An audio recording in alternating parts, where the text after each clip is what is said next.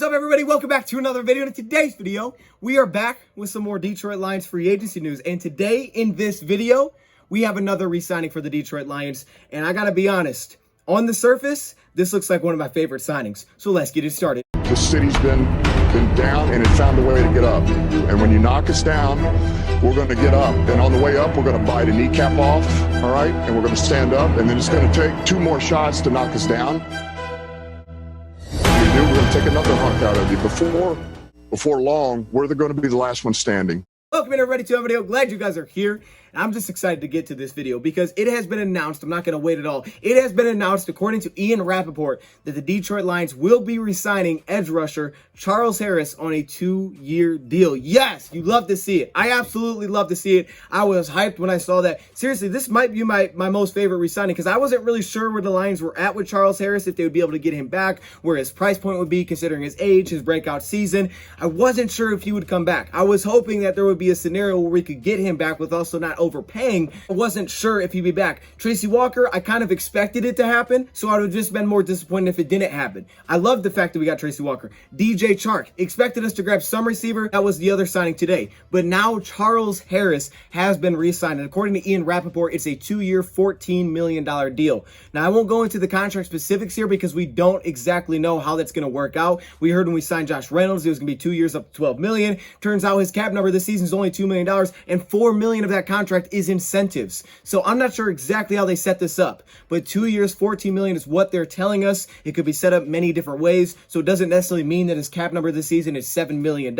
We'll just have to see how that plays out. Even if it was $7 million, it's not that bad for the production that we got of Charles Harris last season. Pass rushers get paid. We always say it, pass rushers get paid. Yesterday, we saw one get paid who had some similar statistics to Charles Harris. His name was Hassan Reddick, who was also on a prove-it deal. Hassan Reddick last season had 33 pressures, 11 sacks according to Pro Football Reference, 68 combined tackles.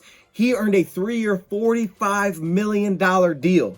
Charles Harris, 2 years, $14 million according to Ian Rappaport. Hassan Reddick is making 2 times what Charles Harris is making, and the production is very similar across the board. Charles did play one more game, but he did not start every game to begin the season. Charles Harris, let's throw up the statistics. We went through this video on whether or not the Lions should re-sign Charles Harris. This was a guy that definitely earned a look at a re-signing, and you can see the statistics. 65 combined tackles, 7.5 sacks. PFF says he had 8, 10 tackles for loss, 34 pressures. Started with the Miami Dolphins, late first-round pick coming out of Missouri, didn't work out. Soon they moved on from him. Spends time with Atlanta, never able to find consistency, never really given an opportunity for consistent production. And then all of a sudden, here he comes to Detroit. Trey Flowers misses a lot of time. Romeo Cora goes down early, and it forces Charles Harris in that spot where it's like, hey, you got to step up and be that guy. And without much help around him, for being honest, you didn't really ever know who the opposite edge rusher was going to be. Julian wasn't always there. Romeo wasn't there very often.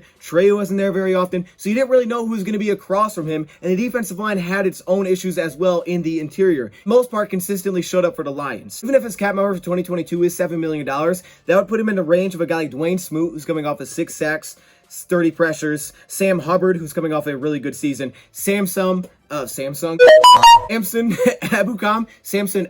coming from the LA Rams, who had 4.5 sacks, only 16 pressures, Brandon Graham, who barely played last year. That's the kind of range that $7 million is at. Pass rushers are going to get paid. They are not cheap.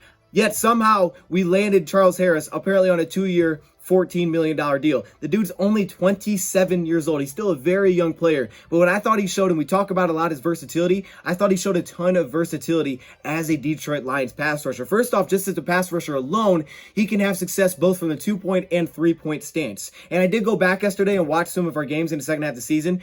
Specifically, the Steelers game stuck out. Lions played a lot of 4 defensive lineman sets, which Dan Campbell said when they were going to more 4-man fronts, they did it in the second half of the season. And you saw it there. They'd play Michael Brockers. Sometimes it was like a 5 technique, and you could kind of see what they were doing with the defensive line and maybe how it might look next season. That being the case, Charles Harris has shown the ability to play in a 3-point stance, to play in a stand-up role, to play a defensive end in a 4-3 defense. He's shown that pass rushing versatility just when you look at his pressures that he had last season. Some games were better than others. Minnesota, Arizona, 2 of his best games last season. The Minnesota one inflates his stats a little bit because he was going against the guard because they didn't have their tackle healthy in that game. However, the versatility that sticks out to me comes in 2 other areas aside from a pass rusher. run defense first. I know PFF doesn't give him an incredible grade in run defense, but I think honestly people are underrating what he was able to do for us as a run defender. I thought he was an outstanding run defender. You could see ESPN 6th in run stop rate. You can see that there at the bottom. I thought he was a really nice, consistent, reliable run defender for the Detroit Lions.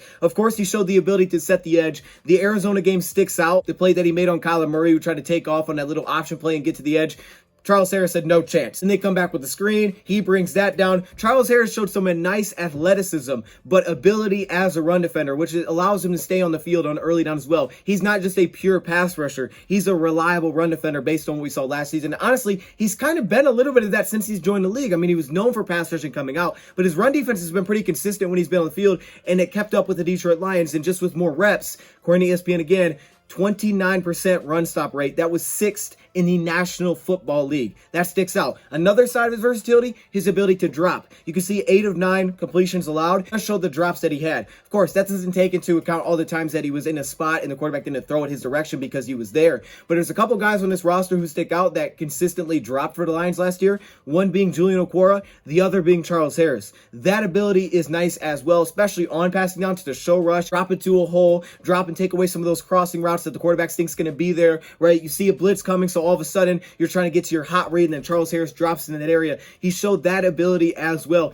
Charles Harris is a nice, versatile player. You can see 6'3", 252, still extremely young, and with the production that he had last season, I'm actually surprised we got him on this price tag. Maybe he just chose Detroit because we gave him an opportunity. That price tag, it's not crazy to say that you could add another top-tier pass rusher to this. A great pass rushing team, this could be your third pass rusher on that team. But with COVID, with Romeo coming off of an injury, Julian having to deal with injuries, this guy played every single game last season. There's not many players you could say that about that strapped it up every single game. Now, the issue with going much higher than that is you don't know how big his role is going to be. If the Lions get a top pass rusher, let's say in the draft, and they have Romeo, he'd be just more of a rotational guy at that point. He kind of rotated with a guy like Trey Flowers last year at the beginning of the season. So he'd kind of become more of a rotational guy, and then on pass downs, you put him on the field. So it's hard to go way above that if you're the Detroit Lions. So that's why I think it's a really solid price range. But I mean, you can see all the numbers. PFF, top 20 in pressures. He had 52 according to Pro Football Focus. Pro Football Reference had him at 34. Again, one more than Hassan Reddick.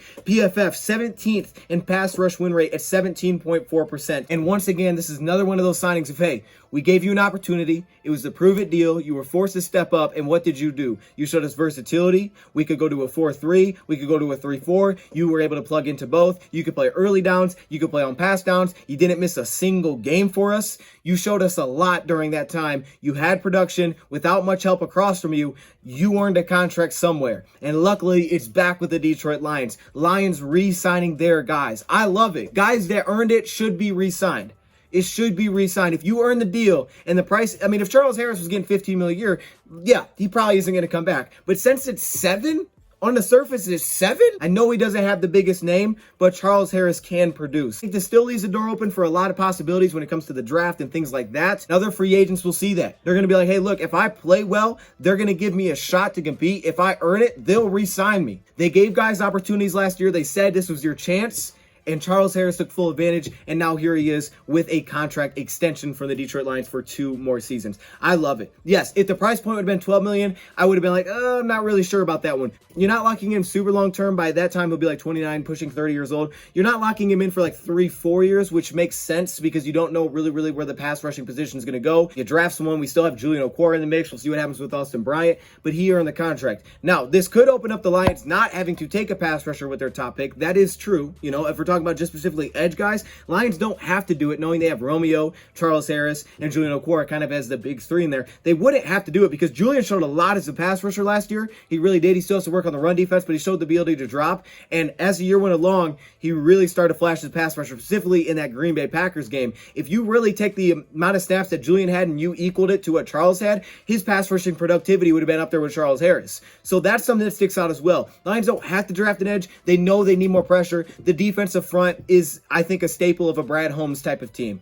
It's building through the trenches out defensively, and they have a lot of work to do. But a guy that produced, it's hard to move on from that. The interior needs to step up. They need to improve. We may have to add more to that. I think we should in the draft. This gives, again, the Lions some flexibility. That way it's not, oh, we have to do this because, well, we don't have Charles Harris and we cut Trey Flowers. We need another edge rusher unless we're relying on Julian to start. We need another guy, so now we're kind of pigeonholed and we have to go get it. That's not the case anymore. But you could still add on top of it because you're not locking him into a 3-year, $15 million per year deal where it's like, all right, well, we're spending so much of this position already, we probably don't want to go get another top guy to this list. Now that's not the case. So I love the fact that Charles Harris is a Detroit Lion under this price point. Again, according to Ian Rappaport, 2 years, $14 million. We'll see what the exact amount is down the road. But let me know your thoughts in the comments below. Tell me you're hyped about this one. Seriously, I just need to know you guys are with me on this. I am so hyped about this signing. It's crazy. We just might have to get some Charles Harris back there. I don't know.